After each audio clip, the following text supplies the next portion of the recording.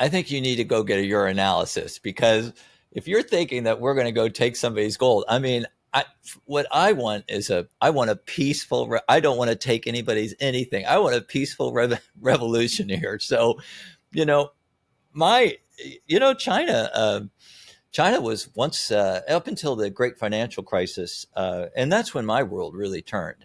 Up until then, I didn't know obviously I didn't know anything about Bitcoin. But the thing is that I was trapped in that hamster wheel of my own. I was always trying to outrun inflation, the price of money. I was trying to somehow increase my wealth, or even just preserve my wealth. And it was constant work. I mean, it was such a pain in the ass. And, you know, up until the great financial crisis, China had almost $1.3 trillion in U.S. treasuries. Right now, and they saw the writing on the wall, because that's when we really started quantitative easing. And when I say printing, by the way, I'm not talking about rolling off a printing press. I'm talking about all the methods that the U.S. Treasury and the Fed have to increase liquidity. In other words, to put money, whether it's base money or M2, into the system. So, after quantitative easing and basically China could see the handwriting on the wall, they started selling them off. They're down to $760 billion of treasuries. That's the same as Japan now. That's not much. Japan, I think, is still the largest holder, but barely. And do you know who is also one of the largest holders of U.S. treasuries? As an aside here, it's Tether. Tether's got like $115 billion. They have more U.S. treasuries now than Germany. They're way up there in the league. But just getting back to what you were talking there, yeah, we can print money. We could basically demonetize gold, I guess, in a game theory. I think that'd be really risky. And gold. Remember, I told you the properties of good money, not currency, just money itself. And if you look at those, one of them I said was durable. So gold, beats Bitcoin. That is probably, if you've ever watched Chris Kuiper's reports, from Fidelity, and that great chart they have on what makes good money. And Bitcoin is just kicks ass here. Gold can't hold a candle to it, except in one thing, and that's durability. It has a real proven track record. So, again, I'm probably going to bore people here, but let's just look at the history of money for just a minute. I won't go long. Modern human beings have been around 300,000 years. And I'm not going to go all that way back. But I will say that you're, a big strapping guy, a hockey player. If you met one of your human ancestors a couple 100,000 years ago, and you're walking along the shores of the Nile and you happen to come across this gal, the two of you are going to recognize each other. She'll probably be smaller, but you'll know who you are. We had Neanderthals living with us during this period in that area, especially up in Southern Europe. Now, you wouldn't you'd recognize them maybe, but you'd go, that's not a human.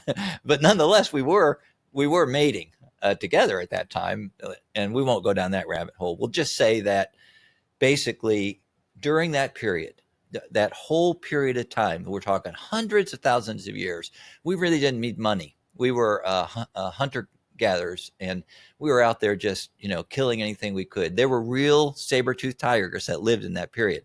And if you look at the bone breaks of some of the ancient people, they're pretty brutal. They're almost like rodeo riders. I mean, they were up close doing combat with some of these animals. So, 13,000 years ago, the last ice age, the Pleistocene, melted. And within 3,000 years, all around the world, I mean, in about 5 or 6 places, we transitioned as a human species. We transitioned to farmers, and we could have 2 to 3 more kids. We got bigger. We could form not just clans, but now we form tribes, then tribal nations, city states, region states, and nation states, and empires. And during that whole time, so for the last 10,000 years, that's been what we've been looking for. We have been trying to find money.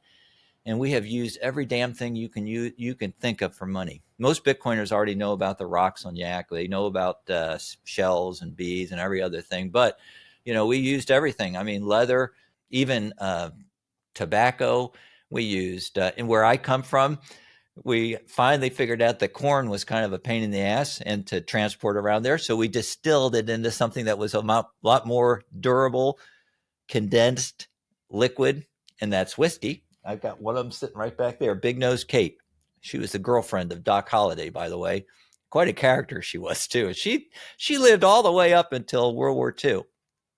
Anyway, I don't want to make this too long. So that whole period, and we went through all these different things. And, once you get past the collectible stage of a money, you're looking at the next stages, that store of value, medium of exchange, unit of account. And the most important in my mind, I know Peter Dunworth was disagreeing a little bit, but the most important for me is that store of value, that base layer. And we eventually, almost worldwide, we came to these base metals, silver and gold. And that's what you were talking about. Well, silver was good for small coinage, small transactions, a primitive lightning system. But gold was the base layer to money. And again, I don't have anything against gold. I've held gold in the past. I've had gold stolen from me and, in physical property, which is always a risk. And so I just don't hold it anymore. I have transitioned totally to Bitcoin. Once you understand Bitcoin, you realize you just got the royal flush. I know I've said this before, but it's true. And if you're in a poker table and you get the royal flush, you better have a good poker face.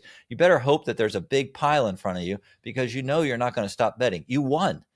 And if you hold Bitcoin, you've won. So I just pushed all my chips in some time ago. That's all I got. I just have Bitcoin. I would love for you to, so you brought up something, there's a handful of things I want to talk about here. Just, the Tether stuff, something that we'll get into, but you just brought up something that I want to touch on because we talked about it offline a little bit, but wrench attacks and just security in general, because this goes into part of your story. You mentioned that you have gold stolen from you before. Yeah. And it's a real thing, obviously. And so I'd love for you to touch on this because it's part of your story in the sense of you just taking some of your stuff down, right? And I'm taking some of this stuff off my truck. I'm not going to talk about Bitcoin for a while. So I'd love for you to unpack this a little bit. If you want the answer to that question right there and you like that spicy clip, check it out here. Come on, we'll see you in there. But if you want the full interview in its entirety, all the spicy clips put together, and you're not going to want to miss it, believe me, then check that out here. Come on, we'll see you in there. Do it.